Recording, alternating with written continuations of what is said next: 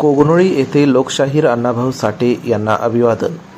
कोगनोळी तालुका निपाणी येथील हलसिद्धनाथ नगर येथे लोकशाहीर अण्णाभाऊ साठे यांच्या पुण्यतिथीनिमित्त त्यांच्या पवित्र स्मृतीस येथील समाजबांधवांनी अभिवादन केले.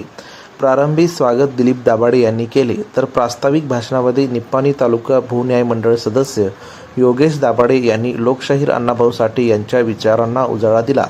यावेळी विद्यार्थी वर्गाने लोकशाहीर अण्णाभाऊ साठे यांच्या फकीरा कादंबरी याचे सामूहिक वाचन केले.